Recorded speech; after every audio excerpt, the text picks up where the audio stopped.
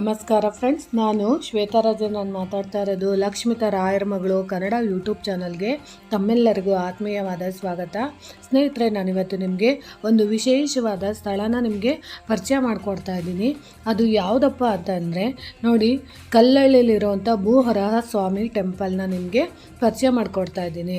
ಯಾಕೆ ಅಂದರೆ ನೋಡಿ ಸ್ನೇಹಿತರೆ, ಸುಮಾರು ಜನ ನನ್ನ ಹತ್ರ ಹೇಗೆ ಕೇಳ್ತಾ ಇರ್ತೀರಲ್ವ, ಶ್ವೇತಾ ಮನೆ ಕಟ್ಟಿಸ್ಬೇಕು ಅಂತ ಇದ್ದೀವಿ, ಆದರೆ ಮನೆ ತೊಗೊಳಕ್ಕೆ ನಮ್ಮ ಕೈಲಿ ಆಗ್ತಾಯಿಲ್ಲ, ಸೈಟ್ ತೊಗೊಬೇಕು ಅಂತ ಹೇಳ್ತಾ ಇದ್ದೀವಿ, ಆದರೆ ಸೈಟ್ ತೊಗೊಳಕ್ಕಾಗ್ತಿಲ್ಲ, ಮತ್ತು ನಾವು ಸೈಟ್ನ ಸೇಲ್ ಮಾಡಬೇಕು ಅಂತ ಇದ್ದೀವಿ, ಆದರೂ ನಾವು ಸೇಲ್ ಮಾಡೋಕ್ಕಾಗ್ತಾ ಇಲ್ಲ, ಮತ್ತು ನಮಗೆ ಜಮೀನುಗಳಲ್ಲಿ ನಮಗೆ ಬರಬೇಕಾಗಿರೋಂಥ ಜಮೀನಿನ ಭಾಗಗಳು ನಮಗೆ ಸರಿಯಾಗಿ ದಗ್ತಾ ಇಲ್ಲ ಅಂತ ಸುಮಾರು ಜನ ಜಮೀನಿಗೆ ಸಂಬಂಧಪಟ್ಟಂಥ ನಾನಾ ವಿಷಯಗಳನ್ನ ನನ್ನ ಹತ್ರ ಕೇಳ್ಕೊಂಡಿದ್ದೀರಲ್ವ. ಅದಕ್ಕೆ ನಾನು ಈ ಕ್ಷೇತ್ರನ ನಿಮಗೆ ಪರಿಚಯ ಮಾಡಿಕೊಡ್ತಿದ್ದೀನಿ. ಏನಂತಂದರೆ ನೋಡಿ, ಈ ಭೂವರಹ ಸ್ವಾಮಿ ಟೆಂಪಲ್ ಇದೆ ಗೊತ್ತಾ, ಇಲ್ಲಿ ನೀವು ಹೋಗಿ ನಿಜವಾಗ್ಲೂ ವಿಶೇಷವಾದ ಪೂಜೆ ಮಾಡಿಸಿದ್ದೆ ಆದರೆ ಖಂಡಿತವಾಗ್ಲೂ ನಿಮಗೆ ನಿಮ್ಮ ಭೂಮಿಗೆ ಸಂಬಂಧಪಟ್ಟಂತಹ ಯಾವುದೇ ಜಾಗಗಳಿಗೆ ಯಾವುದೇ ತೊಡಕುಗಳಿರ್ಬೋದು, ಸಮಸ್ಯೆಗಳಿರ್ಬೋದು, ಅಥವಾ ಯಾವುದೇ ತೊಂದರೆಗಳಿದ್ರೂ ಅದೆಲ್ಲ ಸಂಪೂರ್ಣವಾಗಿ ನಿವಾರಣೆ ಆಗೋದಕ್ಕೆ ಈ ಕ್ಷೇತ್ರ ತುಂಬಾ ಒಳ್ಳೆಯದು. ಯಾಕಂದರೆ ನೋಡಿ ಸ್ನೇಹಿತರೆ, ನಾನು ಯಾವುದೇ ಒಂದು ವಿಷಯನ ನಿಮಗೆ ಹೇಳ್ತೀನಿ ಅಂತ ಅಂದರೆ ಅದನ್ನು ನಾನು ಕೂಲಂಕುಷವಾಗಿ ತಿಳ್ಕೊಂಡು ನಾನು ನಿಮಗೆ ಹೇಳೋ ಅಂಥದ್ದನ್ನು ಪ್ರಯತ್ನ ಪಡ್ತೀನಿ. ಯಾಕಂದರೆ ಸ್ನೇಹಿತರೆ ನೋಡಿ, ನನಗೆ ಸುಮಾರು ಜನಕ್ಕೆ ನಾನು ಭೂವರಹ ಸ್ವಾಮಿ ಟೆಂಪಲ್ ಬಗ್ಗೆ ಮತ್ತು ಅಲ್ಲಿಗೆ ಯಾವ ರೀತಿ ಅರಕೆ ಕಾಸನ್ನು ಕಟ್ಟಬೇಕು ಅಂತಲೂ ಸಹ ನಾನು ಸುಮಾರು ಜನಕ್ಕೆ ಹೇಳ್ಕೊಟ್ಟಿದ್ದೀನಿ. ಮುಡುಪು ಅನುಷ್ಠಾನನ ನಾನು ಹೇಳ್ಕೊಟ್ಟಿದ್ದೀನಿ.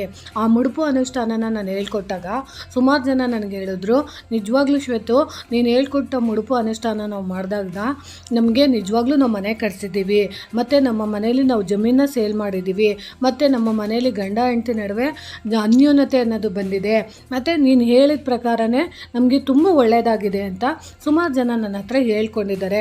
ಅದಕ್ಕೋಸ್ಕರನೇ ನಾನು ನಿಮಗೆ ಇದನ್ನು ತಿಳಿಸ್ಬೇಕು ಅನ್ನೋ ಉದ್ದೇಶಕ್ಕೋಸ್ಕರನೇ ವಿಡಿಯೋ ಮಾಡಿದ್ದೀನಿ.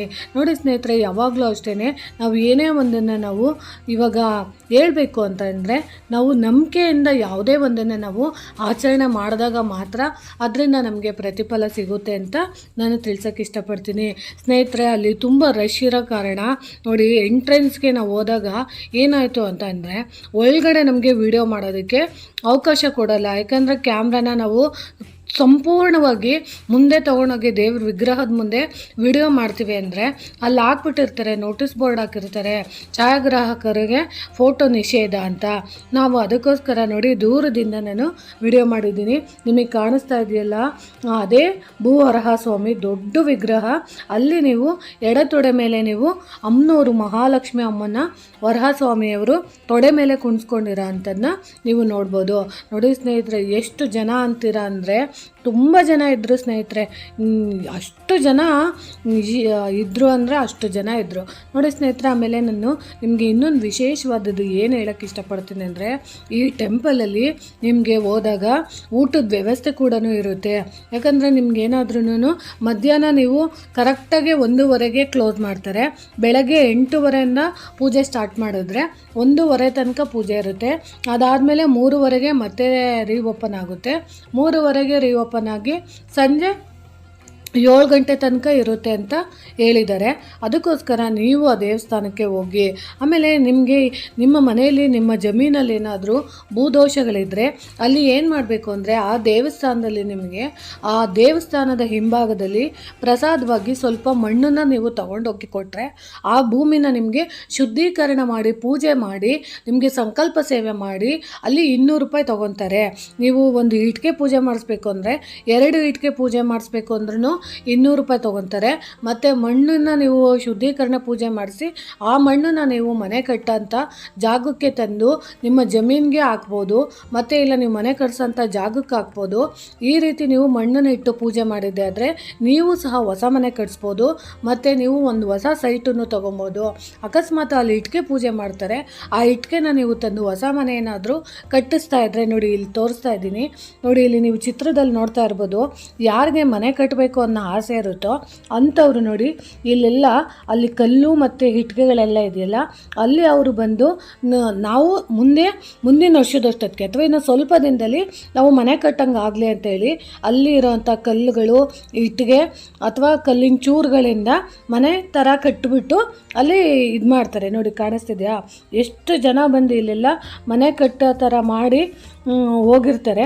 ಅಂಥವ್ರಿಗೆ ಆದಷ್ಟು ಬೇಗ ಮನೆ ಕಟ್ಟೋಂಥ ಭಾಗ್ಯ ಖಂಡಿತವಾಗ್ಲೂ ಸಿಗುತ್ತೆ ನೋಡಿ. ಅಲ್ಲಿ ಹೋಗ್ತಾ ಇದ್ದಾರಲ್ಲ ಜನ, ಅದೆಲ್ಲರೂ ಏನು ಅಂದರೆ ಅಲ್ಲಿ ಸಿಗೋವಂಥ, ನಾನು ಹೇಳನಲ್ಲ, ಭೂಮಿ ಶುದ್ಧೀಕರಣ ಮಾಡೋದು ಮತ್ತು ಇಟ್ಟಿಗೆ ಪೂಜೆ ಮಾಡಿಸೋದು 11 ಸರಿ ಅಲ್ಲಿ ಪ್ರದಕ್ಷಿಣಾಕಾರವಾಗಿ ಬರಬೇಕಾಗುತ್ತೆ ನೋಡಿ. ಇಲ್ಲೆಲ್ಲರೂ ಕಟ್ಟಿದ್ದಾರೆ ಮನೇನ, ನಿಮಗೆ ಕಾಣಿಸ್ತಾ ಇರ್ಬೋದು ನೋಡಿ. ಎಲ್ಲ ಇಟ್ಟಿಗೆಗಳಿಂದ, ಮಣ್ಣಿಂದ, ಮತ್ತು ಕಲ್ಲುಗಳು, ಜಲ್ಲಿ ಕಲ್ಲುಗಳಿಂದ, ಮತ್ತು ಅಲ್ಲಿ ಗ್ರಾನೈಟ್ ಕಲ್ಲುಗಳಿಂದ ಇಲ್ಲಿ ಮನೆ ಥರ ಕಟ್ತಾರೆ. ಅಂದರೆ ಚಿಕ್ಕ ಪುಟ್ಟದಾಗಿ ಮಾಡಿಬಿಟ್ಟು ಕೇಳ್ಕೊತಾರೆ ವರಹಸ್ವಾಮಿಗೆ, ನಾವು ಮನೆ ಕಟ್ಟೋಂಥ ಭಾಗ್ಯನ ಕೊಡಿ, ನಮಗೂ ಆದಷ್ಟು ಬೇಗ ಜಮೀನು ಮಾಡೋ ಅಂಥದ್ದು ಕೊಡಿ, ನಮ್ಮ ಮನೆಯಲ್ಲಿ ಅರ್ಧಕ್ಕೆ ಮನೆ ಕಟ್ಟಬೇಕು ಅಂತ ಇದ್ದೀವಿ, ಅದೆಲ್ಲ ಅರ್ಧಂಬರ್ಧ ನಿಂತೋಗ್ಬಿಟ್ಟಿದೆ ಅಂತ ಸುಮಾರು ಜನ ಎಲ್ಲ ಕೇಳ್ಕೊತಾರಲ್ಲ, ಅದೇ ಇಲ್ಲಿ ಮಾಡಿರೋ ಅಂಥದ್ದು ನೋಡಿ. ಎಷ್ಟು ಜನ ಎಲ್ಲ ಕಟ್ಟಿ ಮಡಗಿದ್ದಾರೆ. ಇಟ್ಟಿಗೆಗಳಿಂದ ಕಟ್ಟಿದ್ದಾರೆ, ಜಲ್ಲಿ ಕಲ್ಲುಗಳಿಂದ ಕಟ್ಟಿದ್ದಾರೆ, ಗ್ರಾನೈಟ್ ಕಲ್ಲುಗಳಿಂದ ಕಟ್ಟಿದ್ದಾರೆ. ಏನಂತಂದರೆ ಅದನ್ನು ನೀವು ಕಟ್ಟಬೇಕು ಅಂತೇಳಿ ನೀವು ಹೊಸ ಇಟ್ಟಿಗೆಗಳನ್ನ ಏನು ಅಲ್ಲೇನು ಕಟ್ಟಬೇಕಾಗಿಲ್ಲ, ಅಲ್ಲೇ ಇರುತ್ತೆ ಆ ಇಟ್ಟಿಗೆಗಳನ್ನ. ಅಲ್ಲಿ ನೀವು ಇರೋಂಥ ಕಲ್ಲು ಮತ್ತು ಇಟ್ಟಿಗೆಗಳನ್ನ ಬಳಸ್ಕೊಂಡು ನೀವು ಅಲ್ಲಿ ಮನೆ ಥರ ಕಟ್ಬಿಟ್ಟು, ಆದರೆ ಒಳಗಡೆ ಸಂಕಲ್ಪ ಮಾಡಿಸೋ ಅಂಥದ್ದಕ್ಕೆ ಅಲ್ಲಿ 2 ಇಟ್ಟಿಗೆಗೆ 50 ರೂಪಾಯಿ ತೊಗೊತಾರೆ. ಆಮೇಲೆ ಮಣ್ಣು ಮಾತ್ರ ಅಲ್ಲೇ ಇರುತ್ತೆ, ದೇವಸ್ಥಾನದ ಹಿಂಭಾಗದಲ್ಲಿರುತ್ತೆ. ಆ ಮಣ್ಣನ್ನು ನೀವು ತೊಗೊಂಡೋಗಿ ಅಲ್ಲಿ ನೀವು ಶುದ್ಧೀಕರಣ ಪೂಜೆ ಮಾಡಿಸೋದ್ರಿಂದ ಖಂಡಿತವಾಗ್ಲೂ ನಿಮ್ಮ ಇಷ್ಟಾರ್ಥಗಳು ನೆರವೇರುತ್ತೆ ಅಂತ ನಾನು ತಿಳ್ಸೋಕ್ಕೆ ಇಷ್ಟಪಡ್ತೀನಿ ನೋಡಿ. ನೀವು ದೇವಸ್ಥಾನದ ಪ್ರದಕ್ಷಿಣೆ ಹಾಕಬೇಕು ಅಂದರೆ ಇವಾಗ ನೋಡ್ತಾ ಇದ್ದೀರಲ್ಲ, ಈ ಜಾಗದಲ್ಲಿ ನೀವು ಪ್ರದಕ್ಷಿಣೆನ ಹಾಕಬೇಕಾಗುತ್ತೆ. ಆಮೇಲೆ ನಿಮಗೆ ಇನ್ನೇನು ಗೊತ್ತಾ ಸ್ನೇಹಿತರೆ, ಮುಖ್ಯವಾಗಿ ನೀವು ಅಲ್ಲಿರೋ ಅಂಥ ಮಣ್ಣನ್ನೇ ತೊಗೊಂಡೋಗಿ ನೀವು ಪೂಜೆ ಮಾಡಿಸ್ಬೇಕು ಅನ್ನೋ ಏನು ಉದ್ದೇಶ ಇಲ್ಲ. ನಿಮ್ಮ ಜಮೀನಲ್ಲಿರೋ ಅಂಥದ್ದನ್ನ ಮಣ್ಣನ್ನು ನೀವು ತೊಗೊಂಡೋಗಿ ನೀವು ಅಲ್ಲಿ ನೀವು ಪೂಜೆ ಮಾಡಿಸಿ ಅದನ್ನು ನೀವು ಸಂಕಲ್ಪ ಮಾಡಿಸ್ಬಿಟ್ಟು ಮತ್ತೆ ನೀವು ಅದನ್ನು ನಿಮ್ಮ ಮನೆಗೆ ತಂದು ಇಟ್ಟು ಪೂಜೆ ಮಾಡೋದ್ರಿಂದ ಖಂಡಿತವಾಗ್ಲೂ ನೀವು ಆದಷ್ಟು ಬೇಗ ಮನೆ ಕಟ್ಟಿಸ್ತೀರಾ, ಮತ್ತು ಸೈಡ್ ತೊಗೊತೀರಾ, ಜಮೀನು ತೊಗೊತೀರಾ. ನಿಮಗೆ ಮನೇಲಿ ಗಂಡ ಹೆಂಡತಿ ನಡುವೆ ಅನ್ಯೋನ್ಯತೆ ಇಲ್ಲ ಅಂದರೂ ಕೂಡ ಅನ್ಯೋನ್ಯತೆ ಬರೋದಕ್ಕೆ ಸಹಾಯ ಮಾಡಿಕೊಡುತ್ತೆ. ಈ ರೀತಿ ಇರುತ್ತೆ ಸ್ನೇಹಿತರೆ. ಆಮೇಲೆ ನಿಮ್ಗೆ ಅಲ್ಲಿ ಹೋದಾಗ ಊಟದ ವ್ಯವಸ್ಥೆ ಕೂಡ ಇರುತ್ತೆ ನೋಡಿ. ಇಲ್ಲಿ ಆಗ್ತಾ ಇದ್ದೀನಿ, ನೀವು ಹೋದಾಗ 1:30 ಟೈಮಲ್ಲಿ ನೀವು ದೇವಸ್ಥಾನ ಕ್ಲೋಸ್ ಆದ್ರೂ ಸಹ ನಿಮಗೆ 3:30 ಸಾಯಂಕಾಲದವರೆಗೂ ಊಟದ ವ್ಯವಸ್ಥೆ ಇರುತ್ತೆ. ಊಟಕ್ಕೆ ಯಾವುದೇ ರೀತಿ ತೊಂದರೆ ಇರಲ್ಲ. ನೀರು ವ್ಯವಸ್ಥೆ ಚೆನ್ನಾಗಿದೆ, ಪಾರ್ಕಿಂಗ್ ವ್ಯವಸ್ಥೆ ಚೆನ್ನಾಗಿದೆ ನೋಡಿ. ನಾನು ಅಲ್ಲಿ ಹೋದಾಗ ನನಗೆ ಅನ್ನ ಪ್ರಸಾದ ಸಿಕ್ತು, ಅನ್ನ ಮತ್ತು ಬೂದುಗುಂಬಳಕಾಯಿ ಸಾಂಬಾರು ಸಿಕ್ಕಿತ್ತು.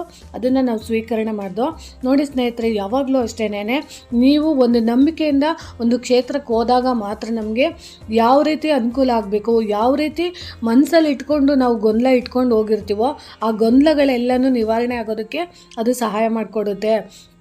ಅದಕ್ಕೋಸ್ಕರ ನೀವು ಈ ದೇವಸ್ಥಾನಕ್ಕೆ ಹೋಗಿ ನಾನು ನಿಮ್ಗೆ ಇಷ್ಟ ಆದರೆ ದಯವಿಟ್ಟು ಶ್ವೇತಾ ನಮಗೆ ಭೂಹರ ಸ್ವಾಮಿದು ಮುಡುಪು ಅನುಷ್ಠಾನನ ನೀವು ಹೇಳ್ಕೊಡಿ ಅಂದರೆ ಖಂಡಿತವಾಗ್ಲೂ ನಾನು ಹೇಳ್ಕೊಡ್ತೀನಿ.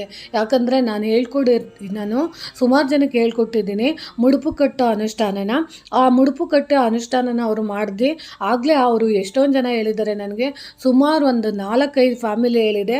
ಆಗಲೇ ನಮಗೆ ಮನೆ ಕಟ್ಟಿಸ್ತಾ ಇದ್ದೀವಿ ಶ್ವೇತು, ಖಂಡಿತವಾಗ್ಲೂ ನಮಗೆ ಗೃಹ ಪ್ರವೇಶ ಆದಮೇಲೆ ನಾನು ನಿಮ್ಮನ್ನು ಕರಿತೀವಿ ಅಂತೆಲ್ಲ